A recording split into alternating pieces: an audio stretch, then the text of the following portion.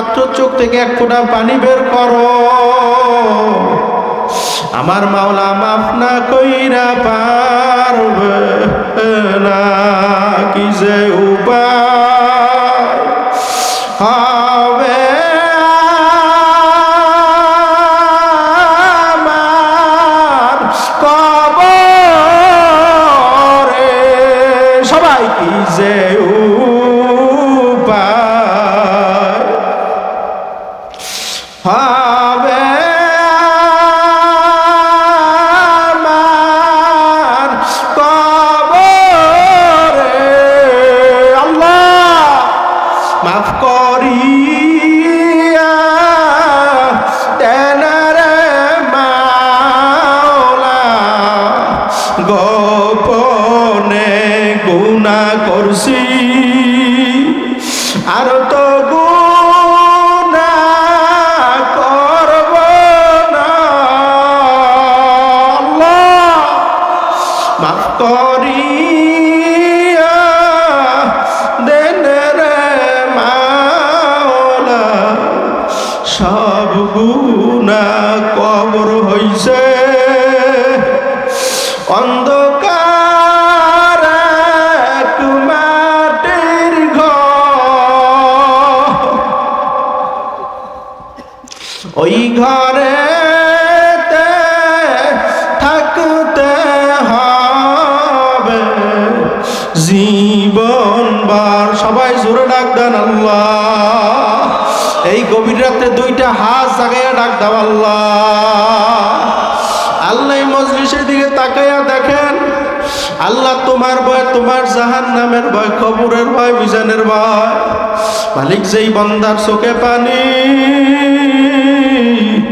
তাদের চোখের পানির উসিলা কইরা মোদের সবাইকে কবুল করে না।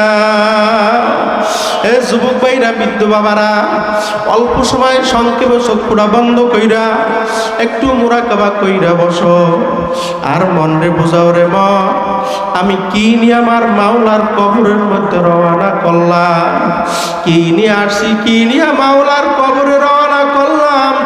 যদি দুইটা খালি হাত নিয়ে আমার মাওলার কবরের ভিতরে রওনা করো,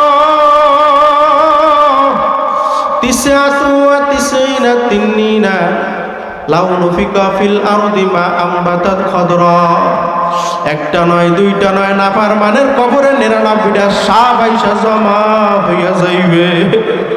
আল্লাহ তোমাদের সবাইকে মাফ কইরা দেয়। আজান কবরের মাটি দুপাশ থেকে এমন জোরে সাপ মারবে, নাফরমানের হাড্ডিগুলো মট মট মট মট কইরা ভাইঙা অন্য পাজরের সঙ্গে মিলে যাইবে। ওই নাফরমান বলবে আল্লাহ আল্লাহ আল্লাহ। আমার মাওলা বলবে নাফরমান, দুনিয়া থাকা অবস্থায় তোর মায়ের যখন মা বইলা ডাক দেছ, তোর মায়ের কলিজা ঠান্ডা হইয়া গেছে। তোর বাবারে যখন বাবা বইলা ডাক দেছ, তোর বাবার কলিজা ঠান্ডা হইয়া গেছে। এখন কবরে আসছো,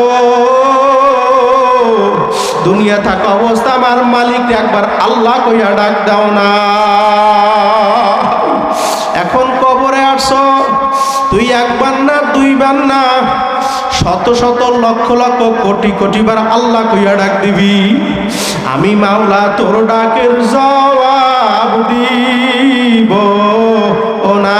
জিন্দা থাকতে আবার ডাক দেন আল্লাহ, আরো জোরে ডাক দেন আল্লাহ। দুইটা হাত জাগাই দাও, নারায়ে তাকবীর, হাতে লারা দান লিল্লাহে তাকবীর। মালিক এই ময়দানের দিকে তাকাইয়া দেখো, মালিক জানি না কার জনম দুঃখিনী মা নাই, মালিক জানি না কার জনম দুঃখিনী বাবা নাই, মালিক জানি না কোন বৃদ্ধ বাবা কোন যুবক ভাইয়ের মনে পড়তেছে আর মনে মনে বলতেছে হুজুর 30 বছর হইয়া গেছে আমার মায়ের চেহারা আমি দেখতে পারি না। এমন লোক বলতেছে হুজুর আমার মার লাশ আমি নিজ হাতে কবরের ভিতরে ফেলাইয়া রাখছি। এমন যুবক ভাই মনে মনে বলতেছে পায় বলতেছে, হুজুর 40 বছর হয়ে গেছে আমার বাবারে আমি দেখি না।